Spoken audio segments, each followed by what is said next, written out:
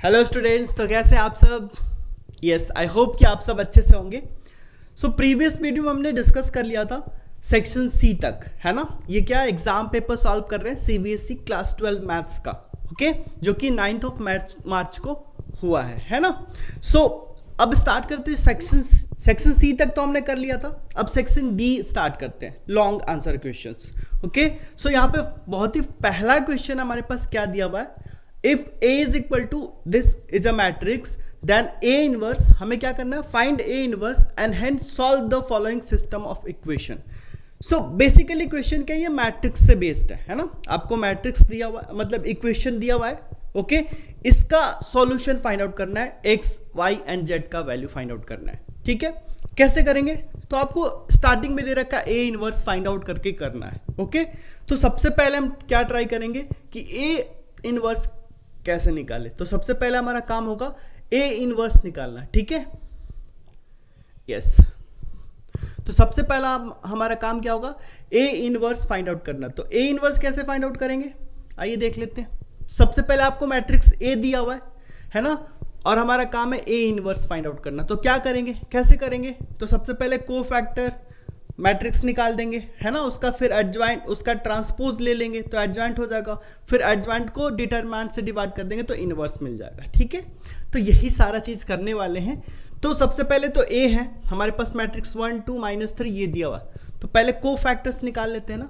Basically जो matrix आने वाला है को फैक्टर मैट्रिक्स, वो कैसा हो जाएगा, तो हमारे पास suppose C11 C12 C13 C21 C22 C23 and C31 C32 C33, यही सारा निकालेंगे ना।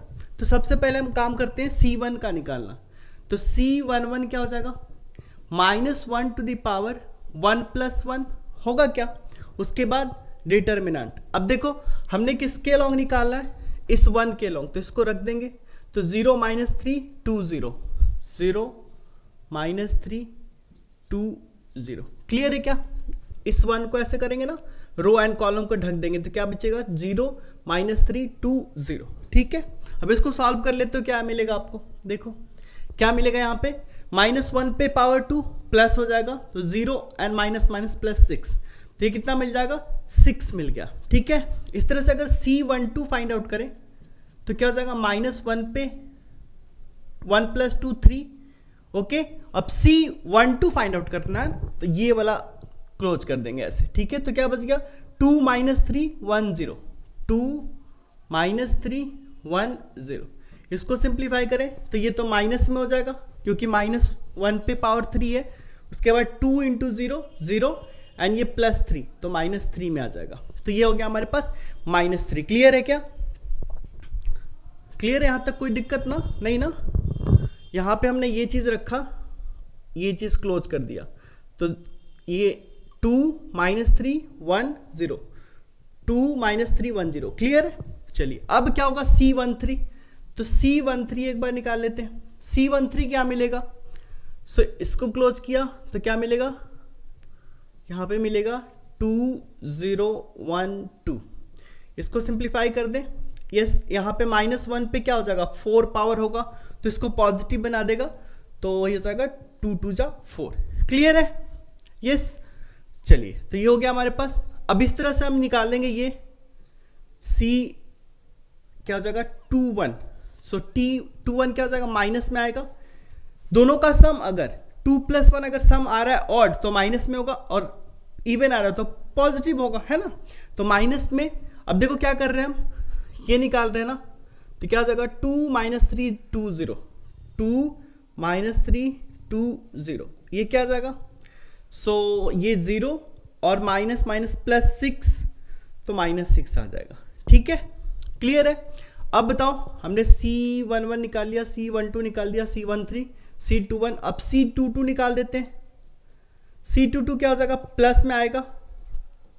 उसके बाद C22 यानी ये, तो 1 -3 1 0 1 -3 1 0, क्योंकि आपको ये पेपर में सॉल्व करना है ना, तो करना पड़ेगा ये सारा मेथड, ठीक है। और नहीं तो आप क्या, एक शॉर्टकट बता रखा हमने, आप वो यूज करके इनवर्स फाइंड आउट कर लेते, बट ये तो आपको एग्जाम में करना ना, थोड़ा सा ध्यान देना है, ठीक है। चलिए, तो अब क्या हो जाएगा, यहाँ से ये 0 और ये 3, तो ये 3 आ गया, C22 हो गया। अब C23 निकालेंगे, तो C23 ऑब्वियसली माइनस हो जाएगा, C23 23, तो कितना हो जाएगा 1 2 1 2 1 2 1 2, तो ये तो 0 हो जाएगा ना, 0 हो जाएगा। चलिए C23 हो गया। अब क्या बच गया हमारे पास, C31, C31 क्या हो जाएगा, पॉजिटिव आएगा, क्योंकि सम क्या आ रहा है, इवन आ रहा है। सो C31, तो इसको और इसको, तो 2 - 3 0 -3, 2 - 3 0 -3, क्लियर है। इसको सॉल्व करें तो क्या आ जाएगा हमारे पास, -6, ओके, -6 आ गया। अब इस तरह से और क्या सॉल्व करना है, C32 निकालना है, C32 निकालना है। तो C32 क्या हो जाएगा, यस, C32 क्या हो जाएगा, यहाँ पे देखते हैं C32, तो इस वाले को और इस वाले को क्लोज करेंगे तो 1 - 3 2 -3, 1 - 3 2 -3, इसको सॉल्व कर लो। ये तो माइनस में होगा क्योंकि सम क्या आ रहा है, ऑड आ रहा है, ठीक है ना। तो एक जगह -3 एंड +6, -3 +6, सो माइनस में -3 +6, सो हमारे पास क्या आ जाएगा, -3 आ जाएगा, ठीक है। चलिए, ये हो गया हमारे पास 3 2, अब 3 3 बच गया ना, तो वो भी निकाल लेते हैं। C33 क्या हो जाएगा, ऑब्वियसली यहाँ पे क्या मिलेगा, प्लस में मिलेगा वैल्यू, तो ये क्या हो जाएगा 1 2 1 2 2 0 1 2 2 0, इसको सॉल्व करोगे तो क्या मिलेगा, सो दिस इज ये तो 0 हो जाएगा और -4, तो ये हो जाएगा -4। तो क्लियर है क्या, तो हमारे पास को फैक्टर मैट्रिक्स मिल गया। को फैक्टर मैट्रिक्स क्या मिल गया, एक बार लिख लेते हैं यहाँ पे, को फैक्टर मैट्रिक्स क्या हो गया, यस, को फैक्टर मैट्रिक्स क्या मिल गया हमें, को फैक्टर मैट्रिक्स क्या मिल गया, तो C11 सारा वैल्यू रख लेते हैं, 6 -3 4, उसके बाद -6 4 1 3 नहीं और 2 2, सो 3, C23 0, उसके बाद C31 क्या आया था, -6, C32 आया था -3, C33 क्या आया था, -4, राइट। अब यहां तक जैसे आपने निकाल लिया, तो एक बार क्रॉस वेरीफाई जरूर करना है आपको, एक बार क्रॉस वेरीफाई जरूर करना है। तो 6 -6 -6 -3, अब यहां से देखो, ये एक बार चेक कर लो, यहां पे क्लियर है, ये चीज आ रहा है ना, ठीक है क्या, -3 3 -3 6 -6 -6, यस, ओवरऑल कैलकुलेशन मेरे ख्याल से सही होना चाहिए। अब आगे चलते हैं, आगे क्या हो जाएगा, अब आगे क्या होगा, सो आगे क्या करेंगे, इसका ट्रांसपोज ले लेंगे, है ना, इसका ट्रांसपोज ले लेंगे तो हो जाएगा एडजॉइंट मैट्रिक्स। तो ये था हमारे पास कोफैक्टर मैट्रिक्स, है ना, ये क्या था, कोफैक्टर मैट्रिक्स। तो ये हो गया हमारे पास कोफैक्टर मैट्रिक्स, तो एक बार लिख लेते हैं, कोफैक्टर मैट्रिक्स हो गया ये। इसके बाद इसका क्या करेंगे, ट्रांसपोज ले लेंगे। तो ट्रांसपोज क्या आएगा बताइए, रो चेंज हो जाएगा कॉलम में, कॉलम चेंज हो जाएगा रो में, राइट, यही करते हैं ना ट्रांसपोज बनाने में। सो ट्रांसपोज पहले बना लेते हैं इसका, सो इसका ट्रांसपोज क्या हो जाएगा, ये तो हमारा क्या होगा, कोफैक्टर मैट्रिक्स, है ना। अब इसका ट्रांसपोज ले लेंगे तो वही हो जाएगा adjoint, so adjoint A, adjoint of A matrix क्या हो जाएगा, तो 6 -6 -6 -3 3 -3, उसके बाद 4 0 -4, क्लियर है क्या, ये हो गया हमारे पास एडजॉइंट ऑफ मैट्रिक्स ए। इसके बाद क्या करते हैं, हमें पता है ना ए इनवर्स क्या होता है, so A inverse is equal to adjoint of matrix A divided by determinant of matrix A. तो डिटर्मिनेंट इसका सॉल्व कर लो आप, डिटर्मिनेंट क्या आ रहा है एक बार देख लेते हैं। सो डिटर्मिनेंट क्या आएगा, एक्सपेंड कर लेते हैं एक बार, तो क्या हो जाएगा 1 × 0 0 --- +6, ठीक है, फिर -2, ये क्या हो जाएगा 0 3, ठीक है। उसके बाद -3, ये क्या हो जाएगा 4 -0 होगा। यहां से क्या आएगा 6 -6 एंड -12, तो यहां से क्या आ गया -12 आ गया आपका डिटर्मिनेंट। सो -12 आ गया आपका डिटर्मिनेंट ऑफ मैट्रिक्स, -12 आ गया। सो अब ए इनवर्स आप फाइंड आउट कर लोगे क्या? ए इनवर्स फाइंड आउट हो जाएगा क्या? तो ए इनवर्स क्या आ जाएगा यहां से? So A inverse is equal to, इसको डिवाइड कर देंगे डिटर्मिनेंट से, तो -1/12 लिख देते हैं, एंड दिस इज क्या हो जाएगा 6 -6 -6 -3 3 -3 4 0 -4। तो ये हो गया हमारे पास ए इनवर्स। तो ये पहला काम था, हमने कर लिया। अब आप क्या कर सकते हो, यहाँ पे 12 से डिवाइड कर सकते हो हर एक टर्म में, नो इश्यू। ओके, चलिए, तो ये हो गया हमारे पास ए इनवर्स। अब आपको क्या करना है, इस इक्वेशन को सॉल्व करना है, राइट। इस इक्वेशन को सॉल्व करना है आपको। इसके बाद वाला जो क्वेश्चन है ना, वो भी सेम ऐसा ही है। यहां तक हमने कर लिया, राइट, यहां तक हो गया क्या? अब चलिए, अब क्या करेंगे? अब आप देख रहे हो ये इक्वेशन जब होता है तो हम किस तरह से मैट्रिक्स लिखते हैं? ऐसा होता है क्या, A x is equal to B. A हो गया हमारा ये सबके कोफिशिएंट का मैट्रिक्स। ए क्या हो जाता है, coefficient matrix, right. And x तो आप जानते हो एक्स वाई जेड, और बी क्या हो गया, ये मैट्रिक्स 1 2 3, ठीक है। सो यहां से एक्स बराबर क्या हो जाएगा, एक्स बराबर ए इनवर्स बी, राइट। अब देखो आपको ए इनवर्स मिल चुका है क्या, तो यहां से एक्स बराबर क्या हो जाएगा, एक्स बराबर क्या हो जाएगा ए इनवर्स, यानी ए इनवर्स आपने ऑलरेडी फाइंड आउट किया है, दिस वन, यहां पे 6 -3 4 -6 3 0 -6 -3 -4, ठीक है। सो ये हो गया हमारे पास ए इनवर्स, और बी क्या आ रहा है आपको देखो, सो बी इज 1 2 3, सो यहां से हो जाएगा 1 2 3। अब क्या करना है, जस्ट मल्टीप्लाई कर दो आप। एक्स में क्या होता है, यही ना, एक्स वाई जेड, राइट। बस अब सिंप्लीफाई करना आपको, मल्टीप्लीकेशन है मैट्रिक्स का। सो ये क्या हो जाएगा 1/12 नेगेटिव साइन में, ओके। अब यहां पे क्या हो जाएगा 6 मल्टीप्लाई करेंगे तो 6 × 1 6 -6, सो -12 एंड -18 आ गया फर्स्ट रो, राइट। अब इसके बाद इसको करेंगे तो क्या आएगा -3 + 6 -9 होगा क्या। 3 से करेंगे तो -6 6, ये हो जाएगा -3 3 2 जा 6 एंड 3 3 जा -9, ठीक है। अब ये हो जाएगा क्या 4, इससे करेंगे 4 0 एंड -4 3 जा -12। सो फाइनली क्या आएगा -1/12, -1/12 ये कितना हो जाएगा, ये मेरे ख्याल से 24 हो जाएगा, है ना। तो ये कितना हो जाएगा 6 में से 12 -6 और ये -24 हो जाएगा, ठीक है। ये कितना हो जाएगा 6, ये 9 3 12 -12 + 6 क्या हो जाएगा -6 हो जाएगा, और यहाँ पे क्या हो जाएगा -8 हो जाएगा, राइट।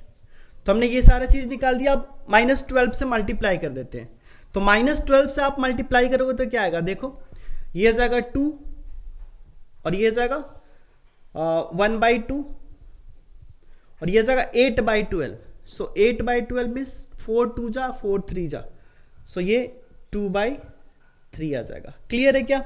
सारा वैल्यू नेगेटिव है ना, सारा वैल्यू नेगेटिव में आएगा, यस।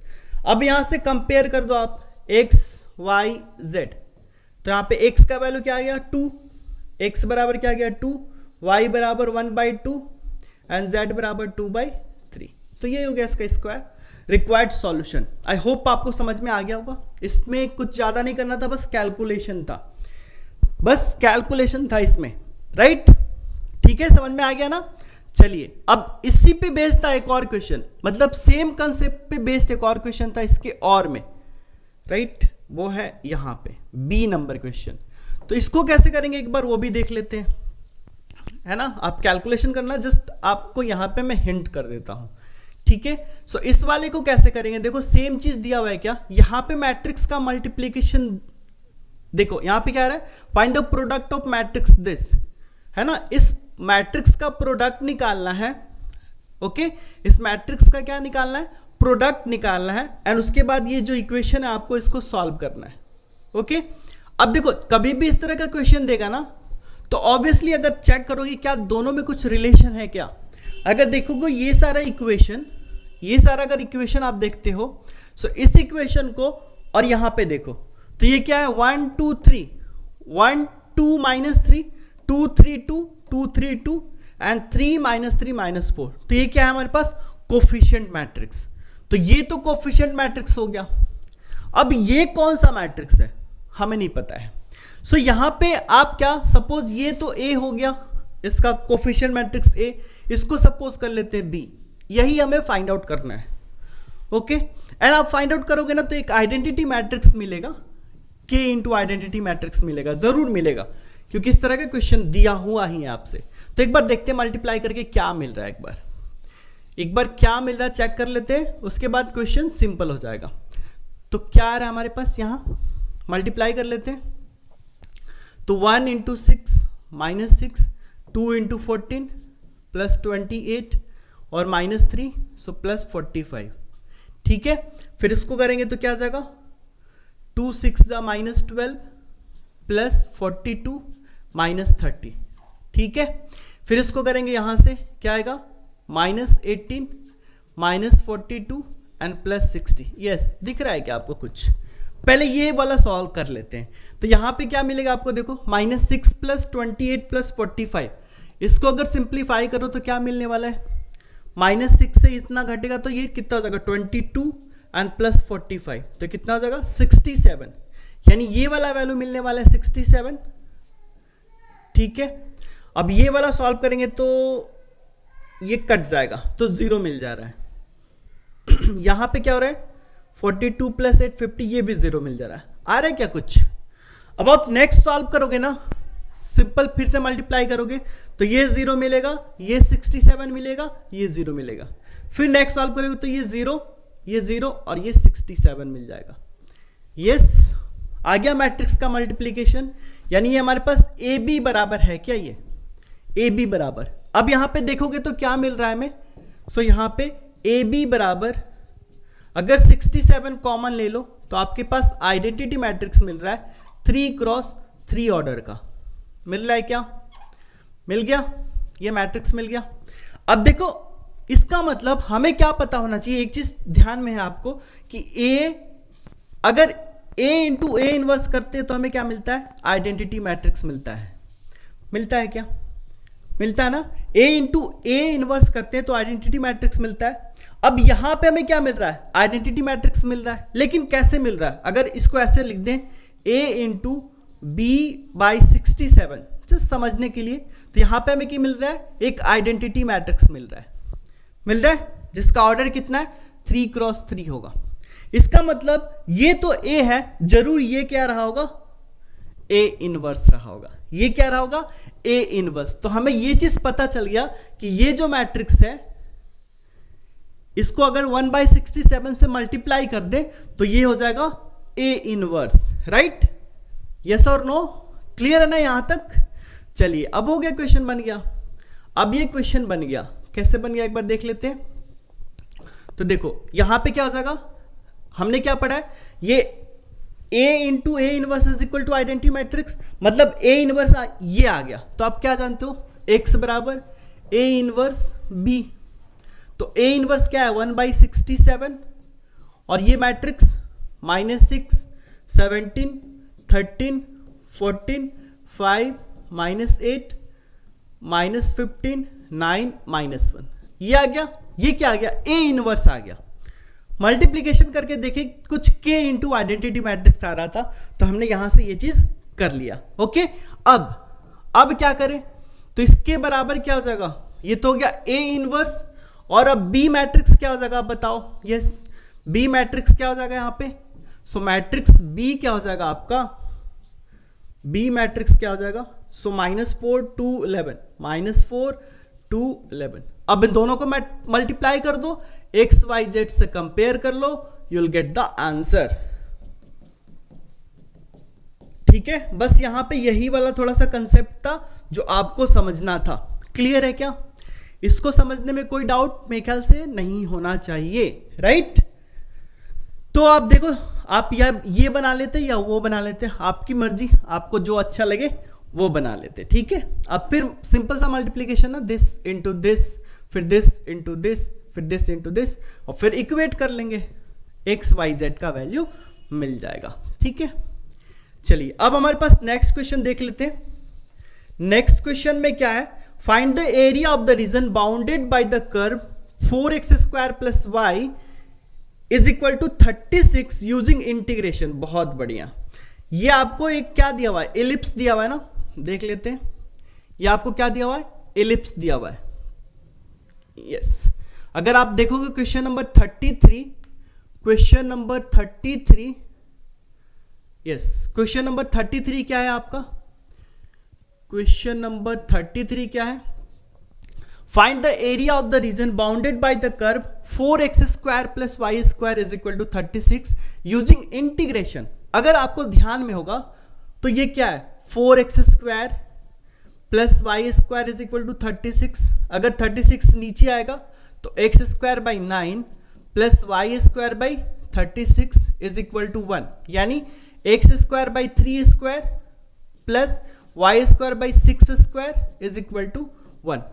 ये एक एलिप्स बन रहा है ना, क्या बन रहा है, एलिप्स, जिसका मेजर एक्सिस क्या मिलेगा, यस, इसका मेजर एक्सिस क्या दिखेगा आपको, देखो ये बड़ा है ना, इसका मतलब मेजर एक्सिस होगा y एक्सिस, तो ये हो गया एलिप्स, सेंटर इसका 0,0। ठीक है ना, तो यही टोटल एरिया निकालना हमें। Find the area bounded by the region, find the area of the region bounded by the curve this using integration, यानी हमें क्या फाइंड आउट करना है, ये टोटल एरिया फाइंड आउट करना है, ये टोटल एरिया फाइंड आउट करना है। ओके, अब आप देखोगे पॉइंट, अगर पॉइंट की बात करें तो पॉइंट क्या क्या आएगा हमारे पास, यस, यहां पे पॉइंट क्या क्या होगा, सो ये पॉइंट कितना हो जाएगा, देखो यहां पे क्या 3² है, सो ऑब्वियसली ये हो जाएगा 3,0, ये -3,0, और ये क्या हो जाएगा 6 है ना, यस, तो हो जाएगा 0,6 एंड 0 -6। क्लियर है? अब हम क्या कर रहे हैं कि ये वाला एरिया निकाल लेते हैं इंटीग्रेशन से, ये वाला एरिया, और इसको 4 से मल्टीप्लाई कर देंगे, आंसर मिल जाएगा। ठीक है, सो बेसिकली अगर आपको एकदम से ध्यान आता, अगर ये क्वेश्चन दे देता आपको ऑब्जेक्टिव में, तो आपको ध्यान होगा कि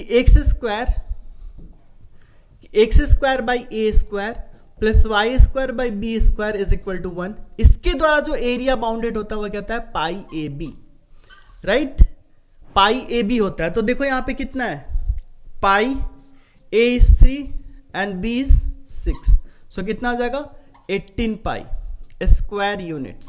ये हो गया एरिया, बट आपको इंटीग्रेशन से सॉल्व करना है, तो क्या हो जाएगा, बहुत सिंपल है, बहुत ही सिंपल है। कैसे होगा, तो कैसे होगा एक बार देख लेते हैं।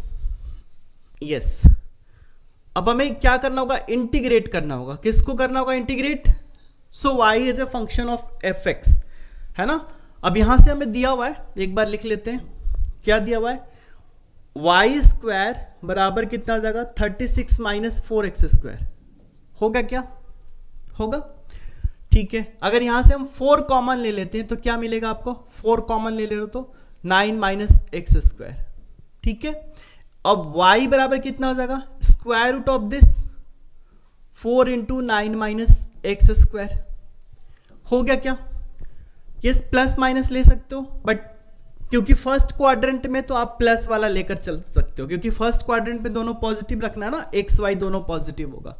तो यहां से क्या हो जाएगा 2 9 माइनस x² का स्क्वायर रूट। यहां तक समझने में कोई दिक्कत, यहां से हमने 4 कॉमन ले लिया, तो 4 कॉमन लेने के बाद क्या आ गया 9 माइनस x², तो ये आ गया हमारे पास फंक्शन। पॉजिटिव क्यों लिया, कि हमने फर्स्ट क्वाड्रेंट में एरिया, ठीक है ना, तो हम लिख दे देंगे area bounded in first quadrant. So first quadrant में एरिया बाउंडेड कितना हो जाएगा, सो सपोज इसको कंसिडर कर लेते हैं A1, ये कितना हो जाएगा, इंटीग्रेशन 0 टू कहाँ तक 3, है ना, 0 टू 3 करेंगे तो 0 टू 3, उसके बाद क्या करेंगे, उसके बाद ये फंक्शन लिखेंगे 2 9 minus x square integration dx, right. यानी अब यहां से क्या हो जाएगा, 2 आ जाएगा बाहर, ये हो जाएगा 0 टू 3, ये इसको लिख सकते हैं 3 स्क्वायर माइनस एक्स स्क्वायर। अब ये इंटीग्रेशन सॉल्व कर लोगे क्या, ये इंटीग्रेशन सॉल्व कर लेना है, उसके बाद क्या कर देंगे, उसके बाद 4 से मल्टीप्लाई कर देंगे। तो बेसिकली अगर हम बात करें, यस, अगर आपको ध्यान में होगा ये वाला इंटीग्रेशन, यहां पे सब्स्टिट्यूशन करके भी कर सकते हो, नो डाउट, है ना। x इज इक्वल टू क्या रख लोगे, 3 साइन थीटा, यहां पे सब्स्टिट्यूट करके x is equal to 3 sine theta रख के आप सब्स्टिट्यूशन से कर सकते थे, है ना। बट अगर आपको फॉर्मूला ध्यान में होगा तो क्या होता है, a square minus x square का इंटीग्रेशन क्या होता है, यस, इसका इंटीग्रेशन क्या होता है आपको ध्यान में होगा, x by two, yes, direct substitution भी करके बना सकते हो, x बाई टू, उसके बाद a square minus x square का square root, right, and plus a by two sine inverse x by a, यही होता है क्या, एंड प्लस c होता है। सो यही होता है क्या इंटीग्रेशन, एक बार ध्यान से देख लेते हैं, a square minus x square d x is equal to x by two, a square minus x square, यहाँ पे ए स्क्वायर शायद होता है, a square by two into sine inverse x by a, ये आप रख लो, अपर लिमिट लोअर लिमिट आपके पास है, सो 2 हो जाएगा, और ये पूरा इंटीग्रेशन आपका 0 टू 3 हो जाएगा, है ना। लोअर लिमिट अपर लिमिट रख के आप सॉल्व कर लो, आपको आंसर मिल जाएगा। या फिर आपके पास ऑप्शन था x is equal to 3 sine theta, suppose आपको ये फॉर्मूला ध्यान में नहीं है तो क्या करते, x is equal to 3 sine theta यहाँ पे सब्स्टिट्यूट कर देते, है ना। तो क्या हो जाता, ये हो जाता 1 माइनस साइन स्क्वायर थीटा, तो कॉस थीटा आ जाता यहाँ पे, ओके, फिर इंटीग्रेशन सिंपल हो जाता, राइट। एक बार मैं बता दूं आपको, वैसे भी अगर ये फॉर्मूला याद है तो बहुत बढ़िया, अगर नहीं याद है तो भी कोई बात नहीं, तो क्या करते, सब्स्टिट्यूशन कर लेते हैं यहाँ पे। अगर x इज इक्वल टू आप 3 साइन थीटा रखोगे तो यहां से क्या हो जाता, dx इज इक्वल टू क्या हो जाता, 3 कॉस थीटा डी थीटा। अब देखो लोअर लिमिट की बात करें तो x 0 रखोगे तो क्या मिलेगा, 0 0, x 3 रखोगे तो 3 से 3 कट जाएगा तो पाई बाई टू, ये 2 रह जाएगा, ये 3 है, सो x से जब पे 3 रखा था ना तो 3 square minus 3 square sine square theta का स्क्वायर रूट, और dx बराबर क्या लिखा है हमने, 3 cos theta D theta, right. Clear है क्या, अब आप बताओ ना, यहां से बन जाएगा क्या, 0 टू पाई बाई टू, यहां से क्या हो जाएगा 9 माइनस 9 साइन स्क्वायर, तो 9 कॉमन, तो 3 हो जाएगा इधर, और 1 minus cos sine square theta, तो कॉस थीटा, एंड ये कॉस थीटा हो गया क्या, इसका 3 तो टोटल 9 हो जाएगा। क्लियर है क्या, सो हो जाएगा 18 कॉस स्क्वायर थीटा, और कॉस स्क्वायर थीटा का इंटीग्रेशन कैसे करेंगे, तो उसको रिप्लेस कर दो 1 प्लस कॉस 2 थीटा बाई 2 से, राइट, और ये जाएगा डी थीटा, यहां से आ गया 0 से पाई बाई 2, और क्या हो जाएगा 18, बस सॉल्व कर लो, अब तो सिंपल सा है। ठीक है क्या, समझ में आ गया, है ना। तो इस तरीके से आप ये क्वेश्चन भी सॉल्व कर लेते, एंड आई थिंक आपने कर लिया होगा, ओके। सो फॉर्मूला याद है तो अच्छा, आपको आंसर चेक कर सकते थे कि क्या आंसर आएगा, तो पाई ए बी, है ना, पाई ए बी आपका आंसर आएगा। चलिए अब नेक्स्ट क्वेश्चन है हमारे पास, नेक्स्ट क्वेश्चन 34 ना, कौन सा कर रहे थे, यस 33 हो गया, अब 34 देखते हैं। तो 34 क्वेश्चन क्या है, यस 3D का क्वेश्चन है। तो 3D का क्वेश्चन बेसिकली सिंपल ही होता है, या तो फॉर्मूला बेस्ड होगा या फिर छोटा सा कंसेप्ट लगेगा इसमें। देखते हैं क्या क्वेश्चन है, यस इन सबको हटाएं एक बार, ओके। सो अब आ जाते हैं 34 का ए, सो 34 का ए क्या है, find the coordinates of the foot of perpendicular drawn from the points 2, 3, -8 to the line 4 - x/2 is equal to y/6 is equal to 1 - z/3, है ना। तो एक बार देख लेते हैं कैसे सॉल्व करेंगे इसको। यस, अब देखो क्वेश्चन सिंपल है, बट आपको जो इक्वेशन ऑफ लाइन दिया है ना, वो थोड़ा सा ध्यान देना है कि क्या वो स्टैंडर्ड फॉर्म में है। अगर नहीं है तो सबसे पहला काम होगा आपको उस लाइन को स्टैंडर्ड फॉर्म में कन्वर्ट करना। ओके, तो एक बार देख लेते हैं। यस, देखिए यहां पे क्या दिया हुआ, ये दिया हुआ, हमें क्या पता है equation of line, x - x1/a, y - y1/b, z - z1/c, but इस फॉर्म में नहीं है। तो सबसे पहला काम होगा आपको कन्वर्ट करना। तो ये जो लाइन है ये क्या हो जाएगा, x - 4/-2 is equal to y/6 and यहां पे z - 1/-3। ठीक है क्या, क्लियर है। चलिए अब एक लाइन दिया हुआ है आपको, क्वेश्चन समझ लेते हैं। अब आपको एक लाइन दिया हुआ है, ये है ना।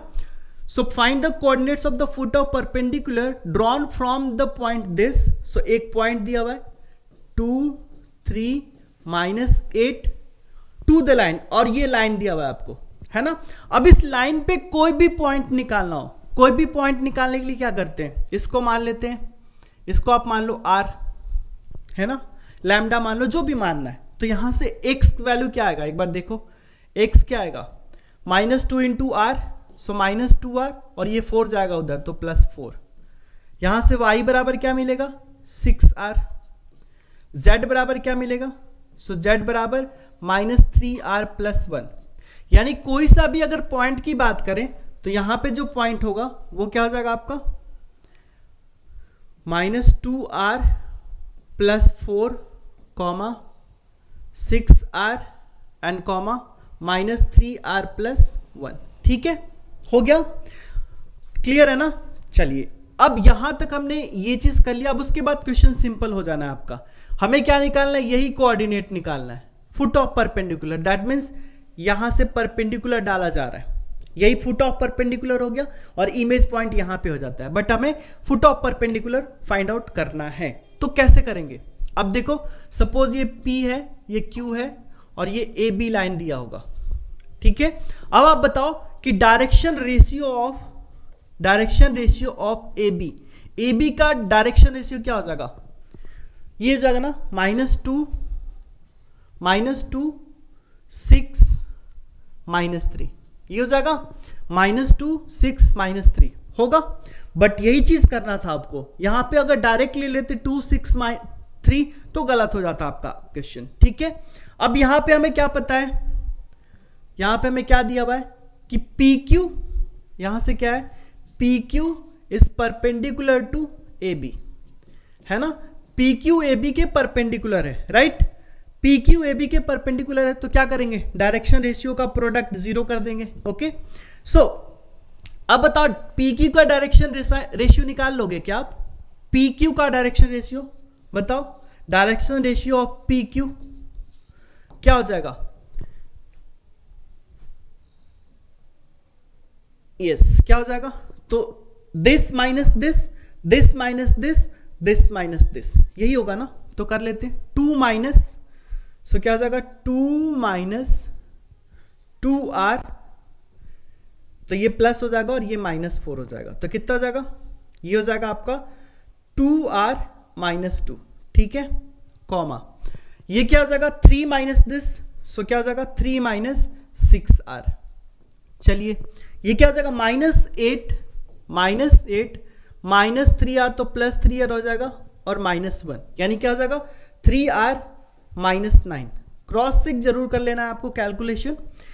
सो क्या हो जाएगा 2r - 2, देख लेते एक बार, यहां से क्या दिस माइनस दिस, तो क्या हो जाएगा 2 माइनस, तो ये 2r हो जाएगा, और -4, तो ये हो गया। उसके बाद 3 - 6r, उसके बाद दिस माइनस दिस, तो -8 +3r हो जाएगा, और -1 तो -9। ठीक है क्या, ठीक है। चलिए अब हमारे पास डायरेक्शन रेशियो ऑफ AB है, डायरेक्शन रेशियो ऑफ PQ है, प्रोडक्ट करके 0 कर लेंगे तो r का वैल्यू मिल जाएगा। तो अब क्या करेंगे, यहाँ पे अब क्या करेंगे, प्रोडक्ट करेंगे, राइट। सो प्रोडक्ट करें तो कैसे होगा, सो दिस इनटू दिस यानी -2। अब यहां पे एक लाइन लिख दोगे आप, A B perpendicular to P Q, है ना। As A B perpendicular to P Q तो क्या हो जाएगा, -2 into 2r -2 and +6 3 - 6r and plus 3r -9 into -3 is equal to क्या हो जाएगा, 0 होगा। अब यहां से क्या हो जाएगा, देख लो, -4r +4 +18 -36r -9r and +27 is equal to 0। यहां से r का वैल्यू निकालना है आपको, निकल जाएगा क्या, बिल्कुल निकल जाएगा। ये कितना आ जाएगा, ये -9 -36 45 49 आ जाएगा क्या, -49r इज इक्वल टू, ये कितना हो जाएगा, 4 + 18 + 21, ये कितना आएगा, 21 + 4 25 25 + 18 25 + 18 कितना हो जाएगा, ये हो जाएगा 3 43 आ रहा है, 43 आएगा माइनस में। इधर कैलकुलेशन एक बार जरूर चेक कर लेंगे, -2 ब्रैकेट 2r -2 तो यहाँ पे -4r + 4, ये हो जाएगा 18 - 36r, ये -3r + 27 होगा ना, ये 27 है, यस 27 है, यस। तो कितना जाएगा 9, ओके ये भी 49 आ गया। अब ये कट जाएगा, मेरे ख्याल से r का वैल्यू 1 आ गया क्या, r का वैल्यू 1 आ जाएगा, बिल्कुल। ये सारा नेगेटिव वाला उधर जाएगा तो 49r और इधर 49, तो r का वैल्यू 1 आ गया। अब यहाँ पे रख दो, r का वैल्यू यहाँ पे रख दो आप, कितना हो जाएगा, -2 तो ये 2 हो जाएगा, ये हो जाएगा 6 हो जाएगा और यहाँ पे -2, तो यही हो गया आपका फुट ऑफ परपेंडिकुलर, राइट। समझ में आ गया, बहुत सिंपल था क्वेश्चन, बस कैलकुलेशन था, ओके। अब आते हैं नेक्स्ट क्वेश्चन पे। अब हमारे पास क्वेश्चन ये रहा, क्वेश्चन नंबर बी 34 का B, okay. Find the shortest distance between the line L1 and L2 given below. L1 दिया है, the line passing through this and parallel to this, okay. So आपको एक लाइन पास करना है, जो L1 दिया हुआ है पहले लिख लेते हैं। L1 का क्या दिया हुआ है आपको, L1 क्या हो जाएगा, पासिंग थ्रू दिस पॉइंट, इसका मतलब पास कर रहा है वो x2 से 1 से -1 से एंड 1 से, ठीक है। अब इसके पैरेलल है तो इसका जो डायरेक्शन रेशियो वो भी इसका ही हो जाएगा। सो ये 1 1 3 हो गया, एक लाइन ये हो गया हमारे पास, ठीक है। उसके बाद दूसरा दिया हुआ है L2 दिया हुआ है क्या, देखो हम क्या करते हैं ना, यहाँ पे R जैसे ये दिया हुआ है, L2 जो लाइन दिया हुआ है, वेक्टर R बराबर I J K, तो हम यहां पे लिख लेते हैं क्या, I cap plus I cap plus J cap and plus 2K cap, हो गया, ठीक है।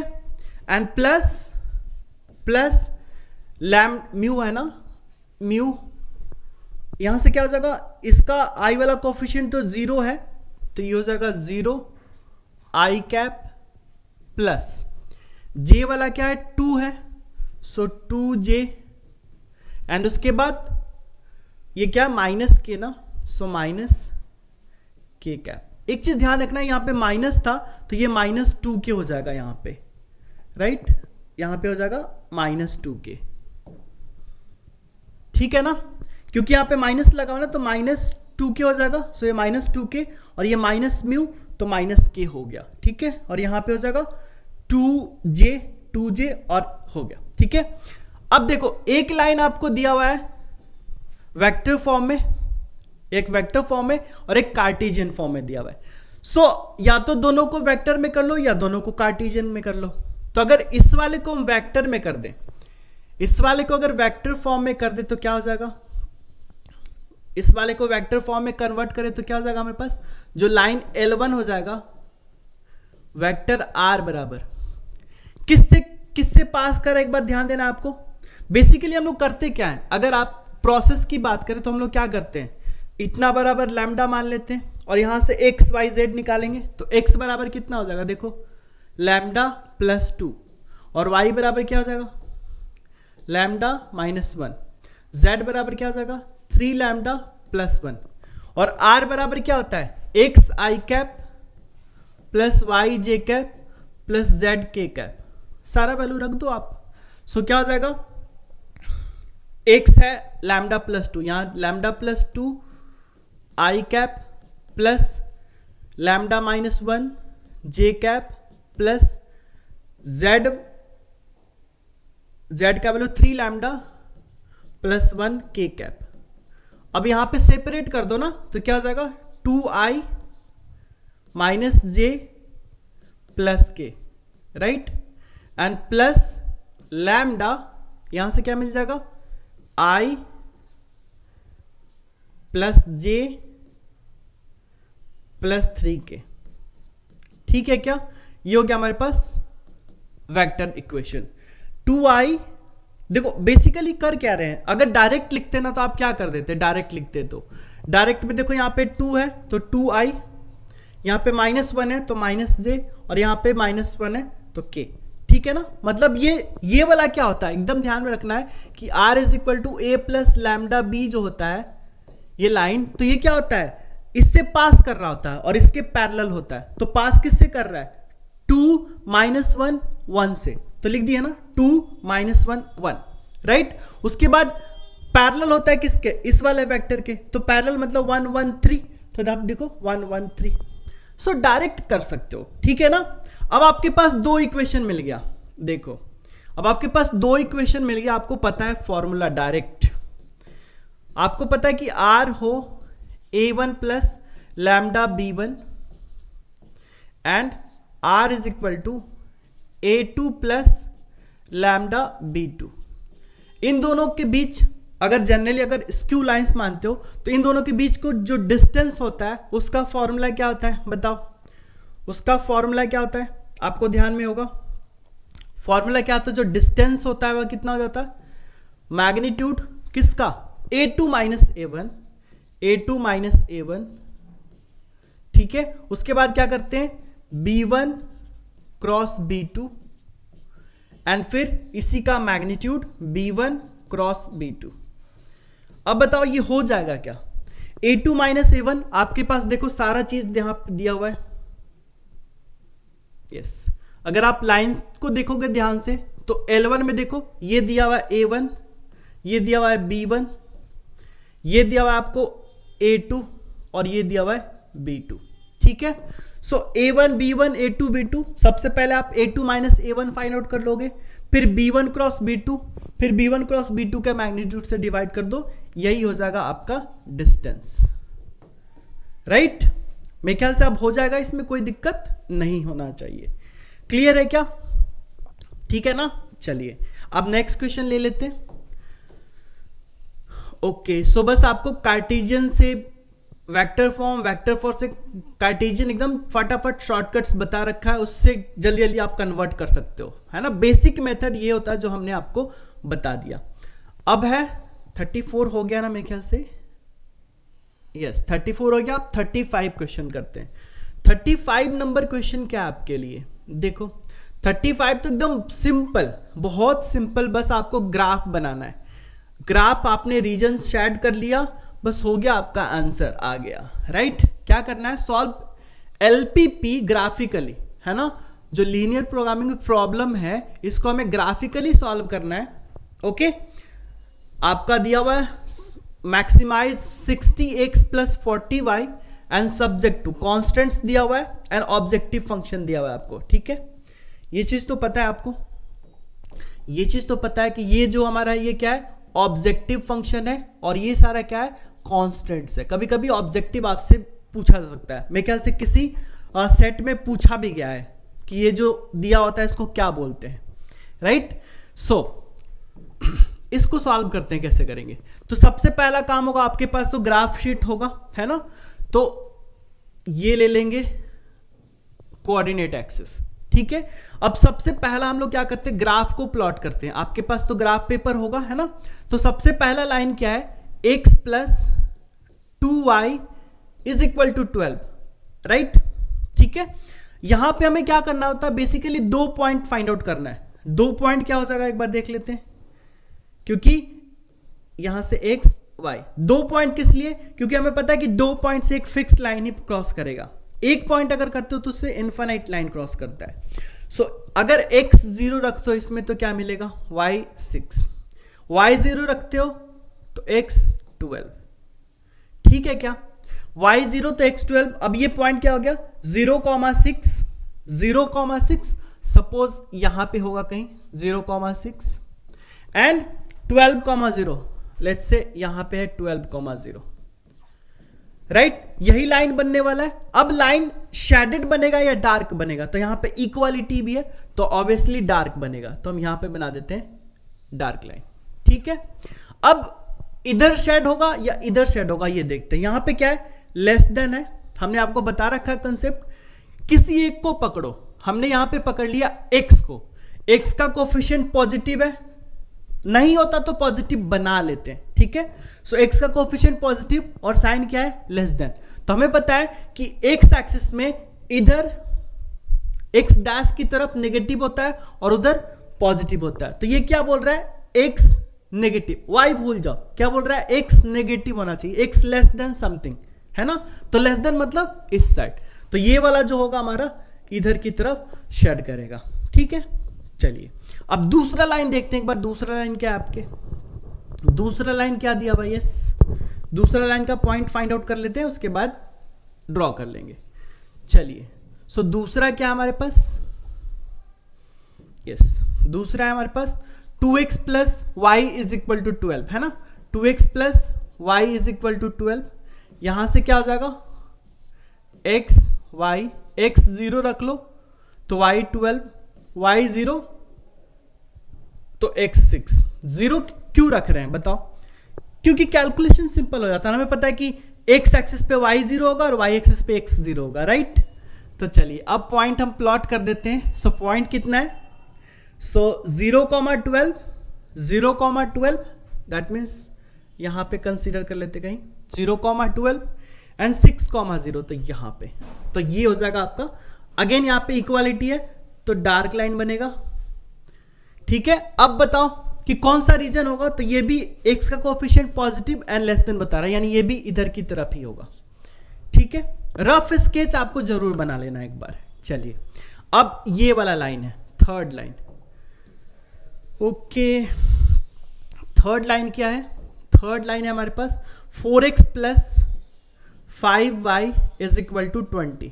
तो यहां से क्या मिलेगा, यहां से क्या मिलेगा, x y, x अगर 0 रखते हो तो y मिलेगा 4, y 0 रखते हो तो x मिलेगा 5। होगा क्या, x 0 तो y 4, x 0 तो y 4, y 0 तो x 5, ठीक है ना। एकदम सिंपल सिंपल सा आ रहा है वैल्यू, जो जिसका ग्राफ आपको एकदम सिंपल हो जाएगा प्लॉट करना है। तो ये पॉइंट कौन सा था, एक बार लिख लेते हैं, ये 0,12 था, ये 6,0 था, है ना। अब हमारे पास क्या पॉइंट मिल रहा है, 0,5, 0,5, राइट, ओके 0,5। चलिए 0,5, 0,4 ना, तो 0,4 यहां पे कहीं होगा, ठीक है। उसके बाद 5,0 यहां पे कहीं होगा। अब यहां से भी एक क्या हो जाएगा, डार्क लाइन बनेगा, डार्क लाइन बना दिया। अब इस वाले में देखो क्या हो रहा है, x का कोएफिशिएंट 4 और बोल रहा है ग्रेटर देन, मींस इधर की तरफ होगा, राइट। अब आप बताओ कौन सा रीजन यहां पे शेड करें, कौन सा रीजन शेड करें यहां पे, आप बताओ। ओके हाँ, कौन सा रीजन होगा, देखो ये वाला ब्लैक वाला बोल रहा था नीचे, ग्रीन वाला नीचे और ये ऊपर, दैट मीन्स, और एक चीज और है ना, एक्स वाई ग्रेटर देन 0 होना चाहिए, दैट मीन्स फर्स्ट क्वाड्रेंट में। तो हमें जो रीजन मिलेगा ये मिलेगा, ये मिलेगा हमें रीजन, ये वाला, है ना। ग्रीन बोल रहा था नीचे, तो ग्रीन के नीचे हो गया। उसके बाद ये ब्लैक बोल रहा था इसके नीचे, तो ब्लैक के नीचे हो गया। और ब्लू बोल रहा था इसके ऊपर, तो यही वाला रीजन हो गया हमारे पास, है ना। अब आपके पास कॉर्नर पॉइंट्स मिल गए क्या? आपको कॉर्नर पॉइंट्स मिल गए। सो ये हो जाएगा A B C D E। आपको टोटल 5 कॉर्नर्स पॉइंट मिल गए। कौन कौन सा? ये वाला कॉर्नर पॉइंट्स क्या था? A का कोऑर्डिनेट क्या था यहाँ पे? 0,4। तो A मिल गया, B मिल गया, C कैसे मिलेगा?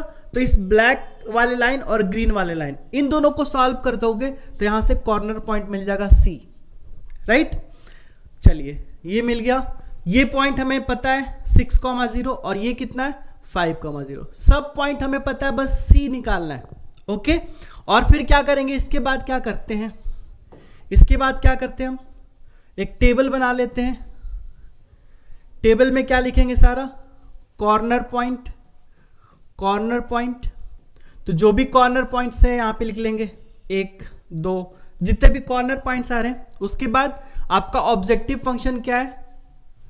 तो 60x + 40y, 60x + 40y, है ना। अब जिस पॉइंट के लिए ये मैक्सिमम आएगा, मैक्सिमम ही करना है, यस। अब जिस पॉइंट के लिए ये मैक्सिमम आएगा वही हो जाएगा हमारा मैक्सिमम वैल्यू, बस, है ना। बेसिकली इसमें आपको ये ग्राफ बनाना था, बस ग्राफ बना लिया। फिर उसके बाद तो सिंपल सा क्वेश्चन हो गया। एंड आपको ध्यान रखना है कि कैसे इसमें कौन सा रीजन होगा, कोफिशिएंट ऑफ x करके या कोफिशिएंट ऑफ y भी करके कर सकते हो, बट किसी एक को पकड़ना है, उसके अकॉर्डिंग ये ग्राफ बनाना है, ठीक है, राइट। सो ये हो गया हमारे पास क्वेश्चन नंबर 35। सो 35 हो गया क्या? यस। सो 35 हमने कर लिया क्वेश्चन नंबर। अब हमारे पास बचा है सेक्शन E। सेक्शन E क्या है? सेक्शन E हमारे पास केस स्टडी क्वेश्चन। यस, ये सब क्वेश्चन सिंपल सा है, एक बार देख लेते हैं उसको भी। इस क्वेश्चन को पढ़ते हैं, समझते हैं, फिर सॉल्व करते हैं। जूम कर लिया जाए, यस। सो क्वेश्चन क्या है? 36 का A, students of school are taken to a railway museum to learn about railway heritage and its history. Simple सा ना, मतलब स्टूडेंट को रेलवे म्यूजियम में ले गया है सारा हेरिटेज, रेलवे हेरिटेज को देखने समझने के लिए। ओके, उसके हिस्ट्री पे डिस्कस करना, ये सारा चीज। ओके, सो यहां पे आते हैं मुद्दे की बात। Yes, an exhibit in the museum depicted many rail lines on the track near the railway station. बहुत सारा ट्रैक, रेलवे ट्रैक देखा गया वहां पे, ठीक है। Let L be the set of all rail lines on the railway track and R is the relation on L defined by. So जितना भी ट्रैक है ना, जितना भी ट्रैक है उसको कंसिडर कर लिया गया एल। बहुत सारा ट्रैक लाइन्स होगा ना, उसको एल, और एक रिलेशन डिफाइंड किया गया आर उस एल के अराउंड, है ना। चलिए, ओके। अब क्या हो रहा है? एक आर रिलेशन है L1, L2 such that L1 is parallel to L2। यानी जो रिलेशन यहां पे बनाया गया है आर के अंदर, वो क्या किया गया कि L1, L2, और ये क्या दिया हुआ गया कि L2 is parallel to L1, right. यानी L1 L2 पैरेलल है। ये दो लाइन यहां पे जो भी ट्रैक लिया गया दोनों पैरेलल है, ठीक है। चलिए, हाँ, अब क्या बोला जा रहा है? On the basis of ever information answer the following question. पहला क्या बोला जा रहा है?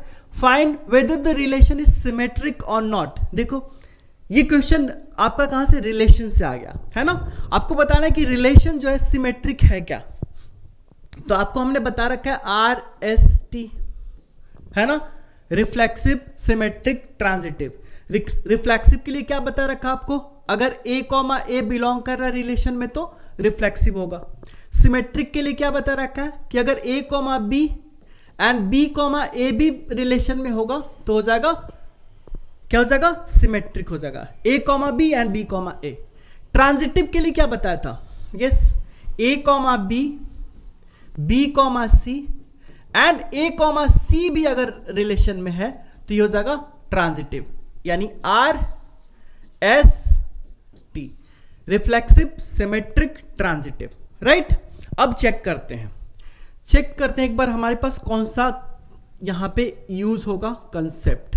चलिए, find whether the relation R is symmetric और नॉट। सिमेट्रिक के लिए क्या होना चाहिए, ये कंडीशन है ना। यानी अगर देखो एक मिनट, L1, L2 दिया हुआ है, इसका मतलब क्या है कि L1 L2 के पैरेलल है, यानी ये L1 है और ये L2 है, ठीक है।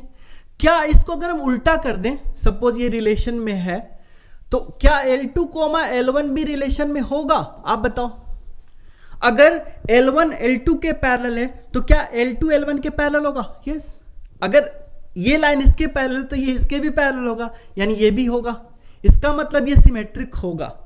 तो find whether the relation R is symmetric, तो यस सिमेट्रिक है। क्लियर है, समझ में आ गया ना। ये लाइन इसके पैरेलल है तो ये भी इसके पैरेलल होगा ना, राइट ना। चलिए, तो हमने ये चीज चेक कर लिया, फर्स्ट हो गया। अब सेकंड वाला देखते हैं। सेकंड क्या बोला जा रहा है,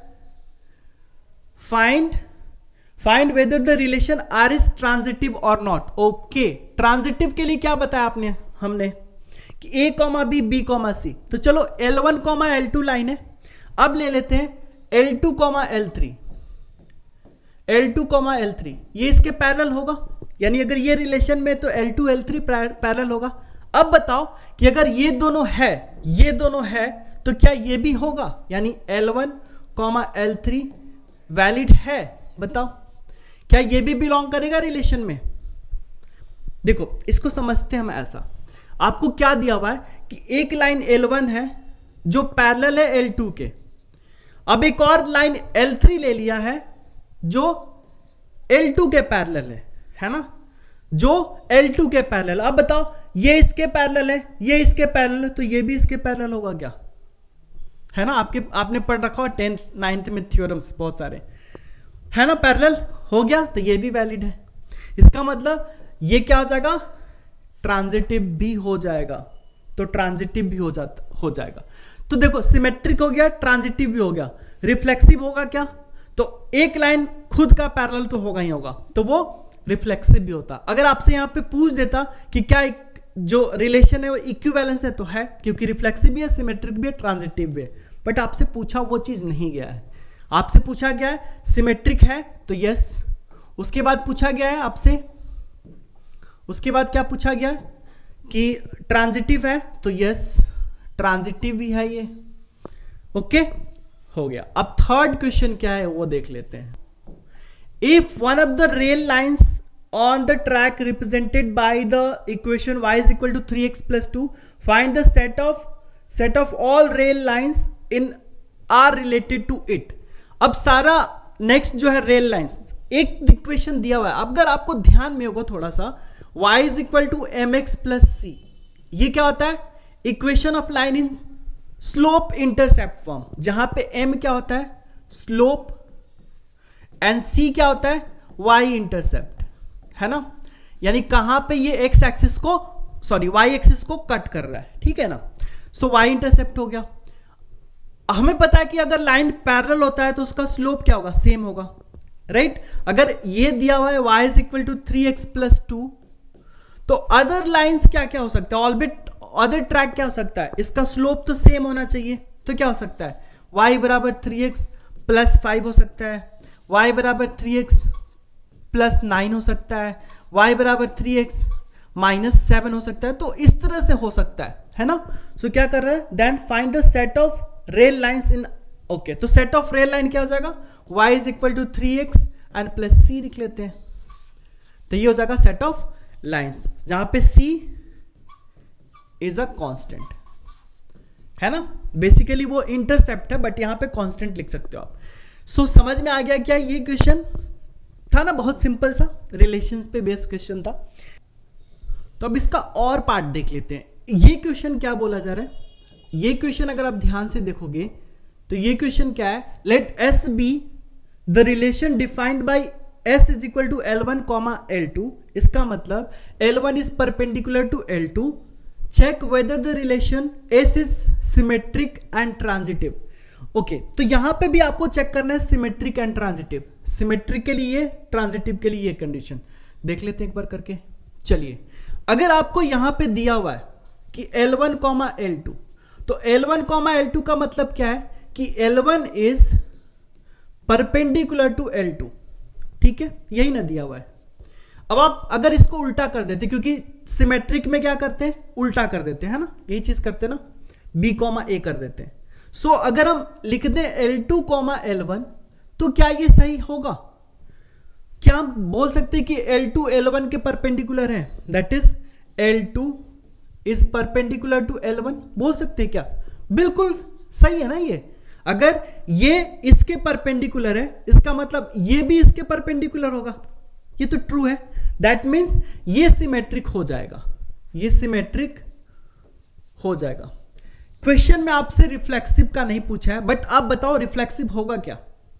रिफ्लेक्सिव होगा क्या? रिफ्लेक्सिव में क्या करते हैं, A कॉमा A, है ना, अगर रिलेशन में होता है तो रिफ्लेक्सिव होता है। तो बताओ L1 कॉमा L1 लिख दें तो क्या ये ट्रू होगा?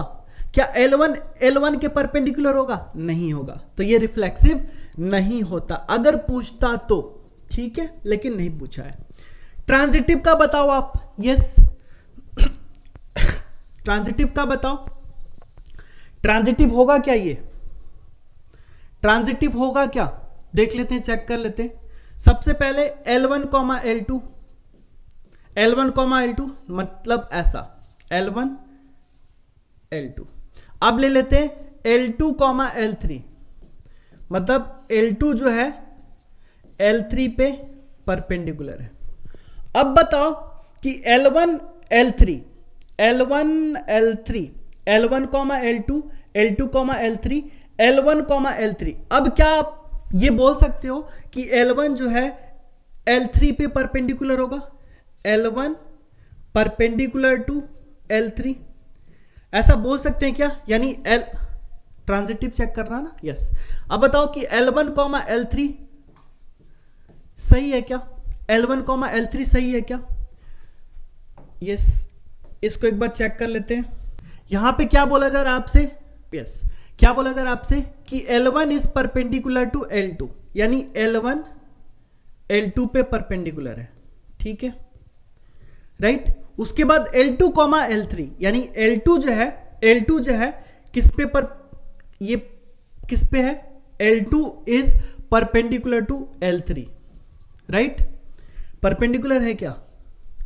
अब बताओ क्या L1 L3 परपेंडिकुलर है?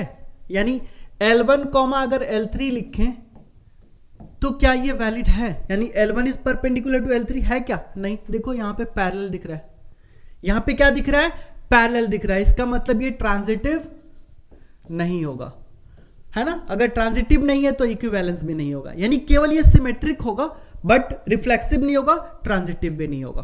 क्लियर है क्या? इस कंसेप्ट से समझ में आ गया? चलिए अब नेक्स्ट क्वेश्चन, मेरे ख्याल से लास्ट क्वेश्चन है। A rectangular visiting card is to contain 24 square centimetre of printed matters, यानी जो प्रिंटेड मैटर है ना वो 24 स्क्वायर सेंटीमीटर है। The margins at the top and the bottom of the card are to be 1 centimetre. ये margin दिख रहा है, ये प्रिंटेड है मैटर और ये 1 सेंटीमीटर। एंड लेफ्ट में मार्जिन है आपका 1.5 सेंटीमीटर, यानी 1.5 सेंटीमीटर इधर मार्जिन है। ओके, क्या क्वेश्चन है? यस, इधर आपका 1.5 का मार्जिन और इधर 1.5 का मार्जिन, इधर 1 का, इधर 1 का, ठीक है। क्या बोला जा रहा है? ओके, सो क्या बोला था, on the basis of ever information answer the following questions, right the expression for area of the visiting cards in terms of S, in terms of x. Okay, x के टर्म में area of visiting card आपको बताना है, ठीक है ना। सो अगर area देखें तो ये क्या रेक्टेंगुलर शेप बन रहा है, रेक्टेंगुलर शेप में क्या होता है, लेंथ और विड्थ है, तो एरिया क्या होता है, LW, है ना। अब देखो प्रिंटेड रीजन आपको दिया हुआ 24, अब देखो यहां से आपको कितना दिया हुआ है, X, और यहां से कितना है, Y, है ना। तो बेसिकली क्या हो जाएगा, एरिया लेंथ इंटू विड्थ, यही हो जाएगा ना area. So this is area.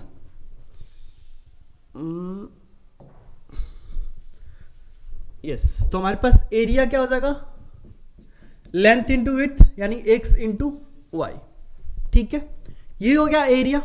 But आपको बोला जा रहा है कि x के टर्म में डिफाइन करना है, तो बट y भी तो आ रहा है ना, तो कैसे हटेगा। यहां पे एक चीज दिया हुआ, a rectangular visiting card is to content 24 square centimetre in printed matter, यानी जो प्रिंटेड मैटर है ना इसका एरिया दिया हुआ है 24 centimetre. That means X Y बराबर कितना 24 है, तो यहां से y बराबर 24 बाई एक्स है ना, तो y बराबर यहां से हो जाएगा 24 बाई एक्स, तो कट जाएगा तो वो तो सेम ही आ जाएगा। Write the expression for the area of the visiting card in, हाँ तो यही हो जाएगा एरिया आपका, यानी एक्स वाई बराबर 24, ठीक है, क्लियर है क्या, ठीक है। अब नेक्स्ट है obtain the dimension of the card of minimum area. अच्छा, अब जो कार्ड का डायमेंशन, अब कार्ड का डायमेंशन तो पूरा है ना, लिखा हुआ केवल इतने में, ओके, तो पूरा डायमेंशन देख लेते क्या होगा। पूरा डायमेंशन क्या हो जाएगा इस कार्ड का, yes, X Y is equal to 24, तो आ गया आपका एक रिलेशन, ओके। अब इस कार्ड का पूरा डायमेंशन क्या होगा बताओ आप, पूरा डायमेंशन क्या हो जाएगा यहां पे, यस, इस कार्ड का पूरा डायमेंशन क्या हो जाएगा। सो यहां पे हमारे पास क्या है x और ये 1.5 तो कितना हो जाएगा ये x प्लस 1.5 प्लस 1.5 है ना, और ये कितना हो जाएगा y प्लस 1 प्लस 1, ओके। सो ये हो जाएगा x प्लस 3 और ये हो जाएगा y प्लस 2, होगा क्या। अब एरिया इसका क्या होगा बताओ, एरिया ऑफ कार्ड मतलब जो प्रिंटेड है ना ये पूरे कार्ड का एरिया कितना हो जाएगा। So this is equal to length into width, that is x plus 3 into Y plus 2, ठीक है, क्लियर है ना। तो ये चीज हमने कर लिया, ओके।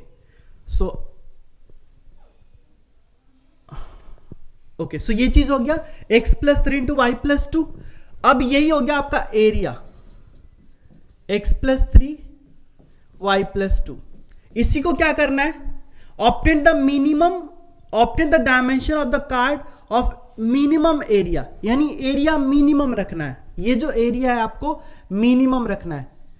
अब यहां पे y है ना, तो आपको एक रिलेशन पता है, एक रिलेशन क्या है, X Y is equal to 24, तो यहां से y बराबर हो जाएगा 24 बाई एक्स, यहां पे रख लेते हैं, तो x प्लस